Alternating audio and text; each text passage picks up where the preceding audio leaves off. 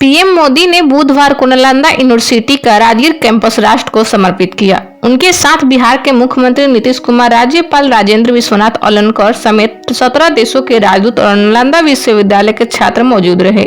इस मौके पर आइए जान लेते हैं क्या है नालंदा विश्वविद्यालय का गौरवमय इतिहास। दोस्तों, आगे बढ़ने से पहले अगर अभी तक हमारे यूट्यूब चैनल पर नए हैं तो चैनल को सब्सक्राइब कर ले और कमेंट्स में जरूर बताएं कि आपको ये जानकारी कैसे लगी। तो चलिए दोस्तों, वीडियो को स्टार्ट करते हैं। नालंदा शब्द संस्कृत के 3 शब्दों ना जोड़ आलम जोड़ दा की संधि से बना है। इसका अर्थ ही है ज्ञान रूपी उपहार पर किसी तरह का प्रतिबंध न रखना। इसी उद्देश्य से बिहार के राजगीर में आज से कई 100 साल पहले सन 450 ईस्वी में नालंदा विश्वविद्यालय की स्थापना गुप्त वंश के शासक कुमार गुप्त प्रथम ने की थी। तब यह भारत में उच्च शिक्षा का सबसे महत्वपूर्ण और दुनिया भर में प्रसिद्ध केंद्र था। अपनी स्थापना के बाद लगभग 700 से 800 साल तक प्राचीन नालंदा विश्वविद्यालय देश दुनिया में ज्ञान की अलख जगाता रहा। शिक्षा के इस मंदिर को महान सम्राट हर्षवर्धन के साथ ही पाल शासकों का भी संरक्षण मिलता रहा। दुनिया का पहला आवासीय विश्वविद्यालय था। दरअसल इस विश्वविद्यालय की स्थापना का उद्देश्य यह था कि ध्यान और अध्यात्म के लिए एक स्थान हो जहां ज्ञान भी मिले। बताया जाता है कि भगवान गौतम बुद्ध ने कई बार नालंदा की यात्रा की और यहां पर ध्यान भी लगाया था। मठ की तर्ज पर बना यह विश्वविद्यालय ऑक्सफोर्ड यूनिवर्सिटी और यूरोप की सबसे पुरानी बोलोग्ना यूनिवर्सिटी से भी 500 साल से ज्यादा पुराना था। तक्षशिला के बाद नालंदा को ही दुनिया का दूसरा सबसे प्राचीन विश्वविद्यालय माना जाता है। आवासीय सुविधा वाला यह दुनिया का पहला विश्वविद्यालय था। 300 कमरों वाले विश्वविद्यालय में 9 मंजिला पुस्तकालय था। इतिहासकार बताते हैं कि नालंदा विश्वविद्यालय के अवशेषों से पता चलता है कि यह स्थापत्य कला का अद्भुत नमूना था।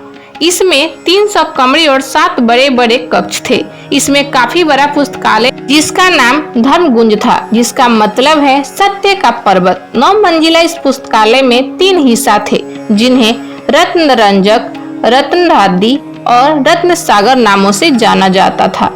यहाँ पर एक समय में 3 लाख से भी अधिक किताबें होती थी।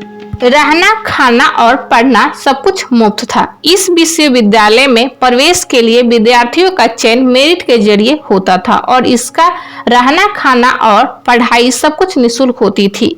एक समय में यहाँ 10,000 से अधिक विद्यार्थी पढ़ाई करते थे, जिनके लिए 2700 से ज्यादा अध्यापक नियुक्त रहते थे।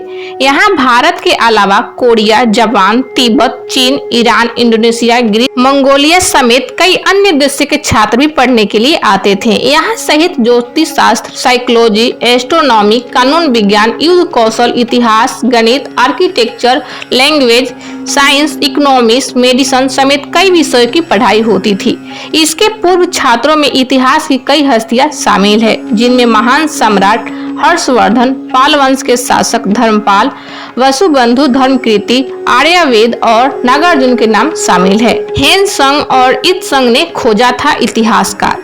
नालंदा विश्वविद्यालय का इतिहास सबसे पहले चीन के यात्री हेनसंग और इत्संग ने खोजा। ये दोनों 7वीं शताब्दी में भारत के दौरे पर आए थे और अपने देश लौटने के बाद नालंदा विश्वविद्यालय के बारे में विस्तार से लिखा। इन दोनों चीनी यात्रियों ने नालंदा को विश्व का सबसे बड़ा विश्वविद्यालय बताया था। इस विश्वविद्यालय की खासियत थी कि यहाँ पर सभी काम लोकतांत्रिक प्रणाली से होते थे। हर फैसला सभी की सहमति से लिया जाता था, जिसके लिए सन्यासियों के साथ शिक्षक और छात्र भी अपने विचार रखते थे। बख्तियार खिलजी ने आक्रमण कर लगा दी थी आग। इतिहास जानकार बताते हैं कि साल 1193 में बख्तियार खिलजी ने नालंदा विश्वविद्यालय पर आक्रमण किया और यहाँ पर आग लगवा दी थी। तब नालंदा विश्वविद्यालय के पुस्तकालय में रखे किताबें ही कई सप्ताह तक जलती रही और आग नहीं बुझ पाई थी। इस आक्रमण के दौरान नालंदा में काम करने वाली कई धर्मचारियों और बौद्ध भिक्षुओं को मार डाला था।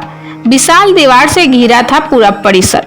प्राचीन नालंदा विश्वविद्यालय के अवशेष से पता चलता है कि पूरा परिसर एक विशाल दीवार से घिरा था। इसमें प्रवेश के लिए एक मेन गेट था। इसके भीतर उत्तर से दक्षिण की ओर कतार में मठ थे और उनके सामने कई भव्य स्तूप और मंदिर बनाए गए थे। इस मंदिरों में भगवान बुद्ध की सुंदर मूर्तियां स्थापित थी, जो नष्ट हो चुकी है। खास बात यह है कि नालंदा विश्वविद्यालय के संस्थापक कुमार गुप्त हिंदू थे फिर भी नालंदा में बौद्ध धर्म को प्रश्रय मिला था। दीवारों के अवशेष पर चल सकता है ट्रक। बिहार में पटना से करीब 90 किलोमीटर और बिहार शरीफ से करीब 12 किलोमीटर की दूरी पर दक्षिण में आज भी इस प्राचीन बौद्ध विश्वविद्यालय के खंडहर पाए जाते हैं। राजगीर जिले में स्थित इस विश्वविद्यालय की दीवारों के अवशेष ही इतने चौड़े हैं कि इन पर ट्रक तक चलाया जा सकता है। वैसे खुदाई में जहां 1.5 लाख वर्ग फुट में नालंदा विश्वविद्यालय के निशान मिले हैं, पर माना जाता है कि यह पूरे विश्वविद्यालय का केवल 10% हिस्सा ही है। संयुक्त राष्ट्र घोषित कर चुका है विरासत। अब नालंदा की तर्ज पर ही राजगीर में नया नालंदा विश्वविद्यालय बनाए गए हैं। आधिकारिक रूप से इसकी स्थापना 25 नवंबर 2010 को ही हो गई थी।